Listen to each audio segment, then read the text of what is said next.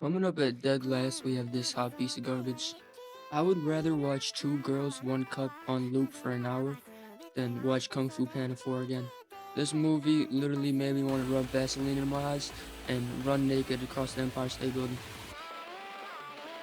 I ain't gonna lie, this was the worst Kung Fu movie of all time. Remember how in Shang-Chi, when everyone was so mad that they switched from Kung Fu to the rings? Well, in Kung Fu Panda, they had shape-shifting and sorcery. Basically, the plot of Kung Fu Panda 4 is Po must find and train a new successor to be the Dragon Warrior, while facing a new villain, the Chameleon, who threatens to steal the Kung Fu abilities of all deceased masters. Po has been chosen to become the spiritual leader of the Valley of Peace. His new role means he can no longer serve as a Dragon Warrior, prompting him to find and train a successor to take his place. The plot starts to get really shit when they get to Jupiter City, an underworld of thieves, and meet the main antagonist, the shape-shifting sorcerer Lizard, who stole abilities from every major villain of the Kung Fu trilogy. This movie went deep into the new Dragon Warrior character, Zen, while highlighting the fact that she's a thief who would betray Po multiple times. Spoiler alert, she's later outed as a secret agent working under the Chameleon, so you might be wondering, where are the Furious Five? But they're not in the movie, well, at least not until the end. And they don't even talk, they just train the new Dragon Warrior.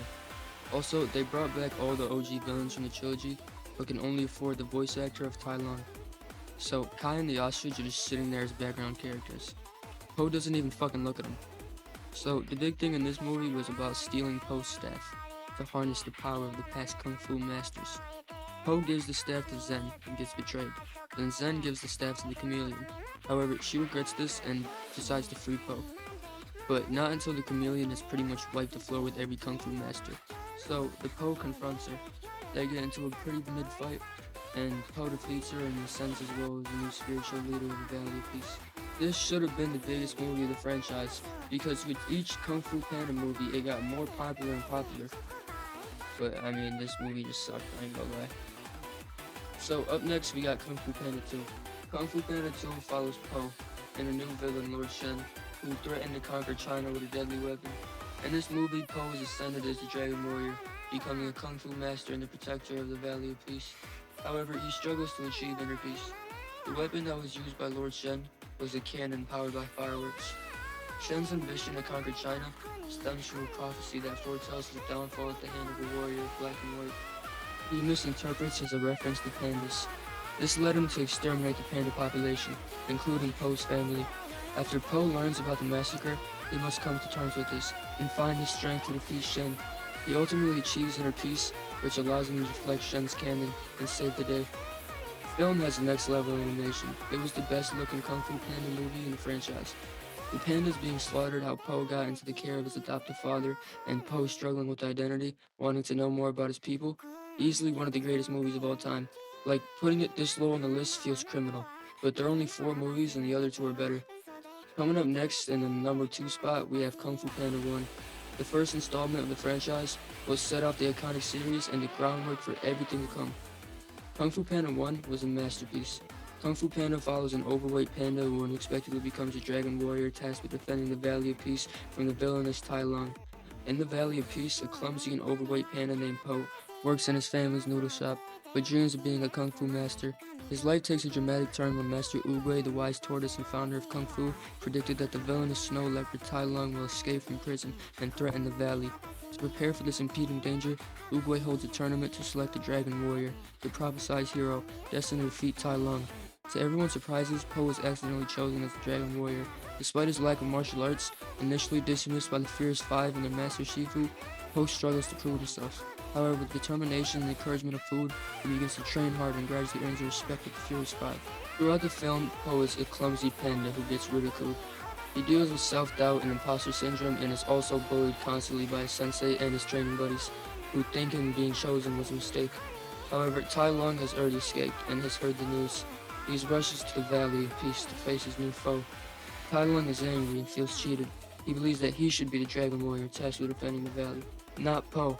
This leads him to believe Po must be a great warrior, hearing that he fell out of the sky in a ball of fire. After defeating the Furious Five, they evacuate the valley, leaving Shifu to face him. However, Po doesn't accept this, and instead of fleeing, he returns to face Tai Lung. When Tai Lung sees Po, he's disappointed and even laughs. but his laughs suddenly turn to despair, as Po has been training, and his clumsiness and weight isn't a weakness, it's a strength. His unorthodox style catches Tai Lung off guard, knocking him down each step of the Temple of Jade.